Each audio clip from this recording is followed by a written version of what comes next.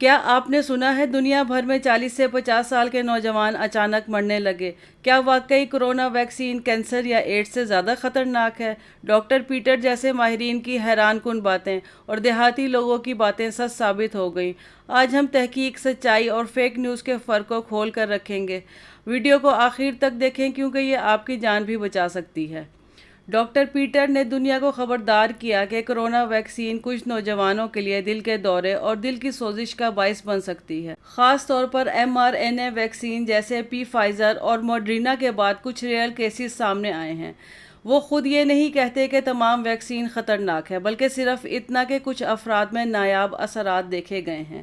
WHO Europe اور امریکہ میں access death یعنی غیر معمولی اموات دیکھنے میں آئی ہیں، لیکن کیا یہ سب ویکسین کی وجہ سے تھی؟ کیا دنیا میں 40 سے 50 سال کی عمر کے افراد کی اموات کی شرح بڑھ رہی ہے؟ اور کیا اس کی وجہ کرونا ویکسین ہے؟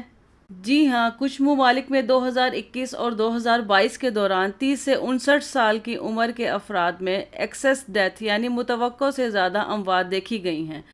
امریکہ 2021 میں 18% سے زائد اضافی اموات رپورٹ کی گئیں، جن میں سے کچھ نوجوان اور درمیانی عمر کے لوگ بھی تھے۔ برطانیہ NHS کے ڈیٹا میں ان ایکسپلینڈ ڈیتھ میں اضافہ دیکھا گیا۔ جرمنی اور دیگر یورپی ممالک میں بھی ایسی ہی رپورٹس آئیں، لیکن سوال یہ ہے کہ ان اموات کی کیا وجوہات تھیں؟ تو کیا سچ ہے؟ کچھ اضافی اموات ہوئیں، لیکن ان کی وجوہات کیا تھیں؟ صرف ویکسین نہیں۔ ویکسین سے سائیڈ ایفیکٹس ممکن ہیں، مگر یہ نایاب اور محدود پیمانے پر ہیں۔ کرونا انفیکشن خود بھی کئی نوجوانوں کے لیے جان لیوا ثابت ہوا۔ کرونا صرف بوڑھوں کو نہیں بلکہ درمیانی عمر کے افراد کو بھی شدید متاثر کرتا رہا۔ لانگ کووڈ یعنی وائرس کے بعد طویل اثرات جیسے دل کی کمزوری، سانس کی تنگی، تھکن وغیرہ کئی مہینوں یا سالوں تک صحت کو متاثر کرتے رہے۔ کئی افراد کو خاموش دل کا دورہ یا پھیپھڑوں کا انفیکشن ہوا جس کا پتہ دیر سے چلا۔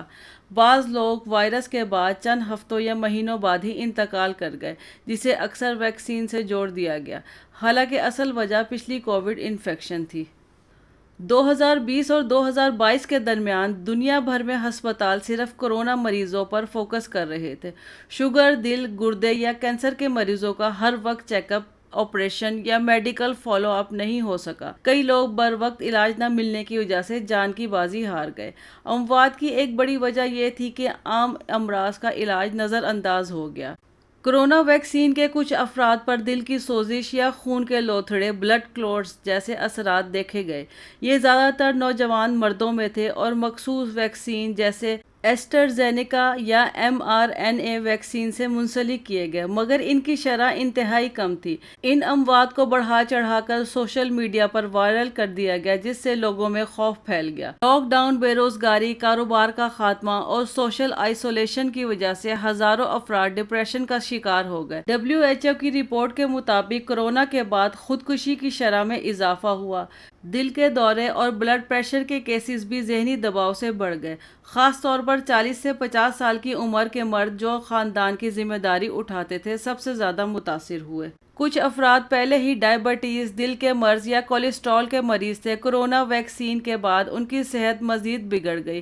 بعض کیسز میں کینسر یا آٹو امیون بیماریوں کی تشخیص دیر سے ہوئی جو جان لیوا ثابت ہوئی۔ بعض رپورٹس میں اضافی اموات کا مطلب یہ لیا گیا کہ سب ویکسینیشن کی وجہ سے مرے، لیکن حقیقت یہ ہے کہ ایکسیس ڈیتھ کا مطلب صرف یہ ہے کہ کسی سال میں متوقع شرح سے زیادہ لوگ مرے۔ اس کا سبب مختلف ہوتا ہے: کرونا، لاک ڈاؤن، ذہنی دباؤ، طبی سہولیات کی کمی وغیرہ۔ اسے صرف ویکسین سے جوڑ دینا غلط ہے، گمراہ کن اور غیر سائنسی ہے۔ کچھ دیہاتی بھائیوں نے کہا، ہمیں نہ کرونا ہوا، نہ ہم نے ویکسین لگوائی اور نہ ہم مرے۔ یہ بات سادہ ضرور ہے لیکن مکمل سچ نہیں۔ اکثر دیہاتوں میں ٹیسٹنگ کم ہوئی، لوگ کورونا کا پہچان نہ پائے اور ویکسین لگوانے والوں کی بڑی اکثریت بالکل محفوظ رہی، ہسپتال اور موت سے بچ گئے۔ لہٰذا ہر دیہاتی سچا نہیں اور ہر پڑھے لکھے کو جھوٹا مت کہو۔ تو دوستو، اگر ہم صرف یوٹیوب، فیس بک یا واٹس ایپ پر چلنے والے کلپس پر یقین کریں گے تو ہم نہ حقیقت کو جان سکیں گے اور نہ ہی اپنی یا دوسروں کی حفاظت کر سکیں گے۔ تحقیق کریں، سوال کریں، مگر صرف افواہوں پر مت جائیں۔